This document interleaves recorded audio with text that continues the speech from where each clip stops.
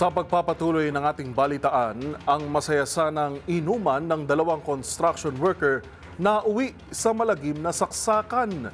Ang sospek, kapatid pa mismo ng biktima. Yan at ang iba pang mga rumarapidong balita mula sa probinsya, hatid ng iba't ibang istasyon sa ilalim ng MBC Media Group. Patuloy pang nilalapatan ng lunas ng mga doktor sa Dasol Community Hospital sa Dasol, Pangasinan ang biktimang 36 anyos, habang ang suspek na 31 anyos na kapatid niya na kapwa construction workers at mga residente ng Barangay San Vicente, Dasol ay naaresto ng PNP. Sa ulat ni Dasol UIC Chief of Police Captain Simeon de la Cruz, naganap ang insidente alas 9 ng gabi habang nagiinuman ng magkapatid sa harapan ng kanilang tahanan kasama ang kanilang mga kamag-anak.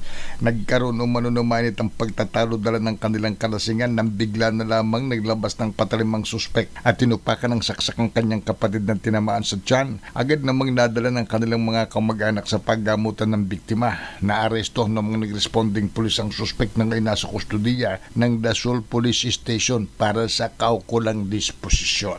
Para sa MBC TV Network News, ito si Freddy Fajardo, RS38, una sa Pilipinas, una sa Pilipino. Balita mula sa Davao City. Inaresto ng mga otoridad ang isang lalaki matapos masangkot sa insidente ng pananakit sa isang tricycle driver sa Dato Abing Street, Barangay Kalinan, Poblasyon, Kalinan District, Davao City noong Hunyo 5, 2025. Kinilala ang suspek na si Ryan, 42 anyos, residente ng Purok Baliti, Barangay Bahi, Maragusan, Davao de Oro. Samantalang biktima ay si Hasim, 44 anyos, tricycle driver na nakatira sa Purok 37, Abayon Subdivision, Barangay Kalinan, Davao City. Ayon sa investigasyon, dako alas 5:45 ng hapon, habang sa tricycle na minamaniho ni Hasim, nagkaroon ng pagtatalo tungkol sa pamasahe at usaping pangrelihiyon ang sospek at ang biktima. Dahil sa impluwensya ng alak, nauwi ito sa mainitang sagutan at pisikal na pananakit. Pinagsusuntokan ng sospek ang biktima na nagresulta sa masugat sa mukha ni Hasim. Agad namang rumispondi ang kapulisan ng Kalinan Police Station, kaya naabutan at naaresto si Ryan sa pinangyarihan ng insidente. Kasalukuyang inihanda ng mga otoridad ang mga kaukulang dokumento para sa pagsasampa ng kasong physical injury laban sa sospek. Para sa MBC TV Network News, ito si June Suter, una sa Pilipinas, una sa Pilipino.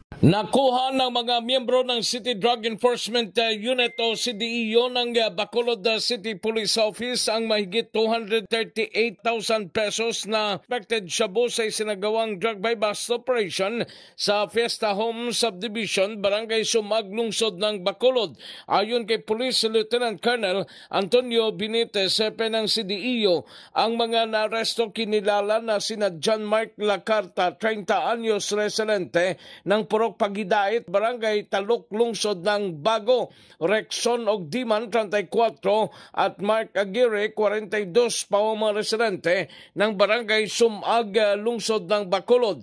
Dagdag pa ni Benitez na confess ka sa tatlong mga suspect ang 35 grams ng umano'y suspected shabu na more or less may standard drug price na 238,000 pesos at iba pang mga non-drug items. Para sa MBC TV Network News, ito si RH46 Rex Cantong para sa DZRH, una sa Pilipinas, una sa Pilipino. Timbog ang dismissed police officer matapos na nakuhaan ng shabu ng silbihan ng search warrant sa Barangay Veterans Village sa Iloilo City. Ikinasa ng City Drug Enforcement Unit ng Iloilo City Police Office ang operasyon laban kay Joel Destacamento, 58 anyos. Ayon kay Lieutenant Jolie John Bandoho, nakatanggap sila ng impormasyon mula sa concerned citizen na involved sa destacamento sa kalakalan ng illegal na droga, kaya kanilang minanmanan at nakuha ng video na nagbibenta ng shabu. Sa operasyon, nagtangka pa si destacamento na tumakas, ngunit nahabol ng responding personnel ng SWAT. 2005 nang na-dismiss sa serbisyo sa destacamento na may ranggo noon na staff sergeant. 2020, nadakip siya sa drug bust operation, ngunit nakalabas noong 2022.